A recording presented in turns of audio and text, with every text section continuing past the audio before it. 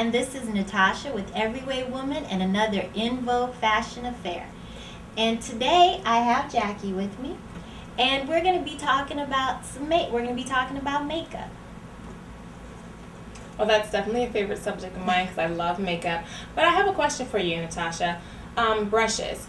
I know when I first started wearing makeup, I didn't know what kind of brushes to get. So what is important when selecting a brush for your makeup application? The most important thing is you don't want a brush that's all synthetic bristles, that's hard synthetic bristles, because that's going to scratch the skin. Oh. And it's going to make you prone to get pimples and everything. The best thing though is for your foundation and concealer, you can use an acrylic brush. Also too, if you're using mineral makeup, you want to use a brush where the bristles are very tight. Now for your eyeshadows, you want a very soft brush. Preferably you can go to an art school store and you can get sable brushes, and you can get really soft brushes cheaper at the art school store. You can get them at Costco. Brushes aren't hard to find anymore, but you want something soft around your eyes. Now you use a fatter brush to do all of your eyes. And then just when you want to do just the sides of your eyes, you do a brush like this that's angled. Just a little bit of a point. You don't want too much of a point to go out and into the crease. Okay. That makes it much easier. Now, your makeup application is going to be perfect with the right brushes. Around here, around this area, just to highlight, you want to make sure you use a fan brush because it's going to place just the right amount of highlighter just to touch up around the cheeks. Also too, for bronzer, you want a nice big brush where it's tight, where the brushes are tight. So you can use the bronzer, and you put the bronzer all through here and put it in an E formation.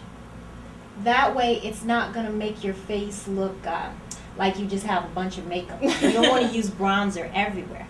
And even with our coloring, especially, bronzer looks really good on us. A lot of us stay away from bronzer. But bronzer is the best thing for us because we can just put on a bronzer and not put anything else on. Nice.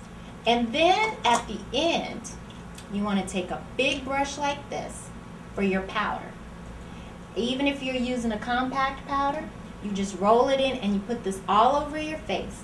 Then after you're done, just tap out the bristles and then do it again.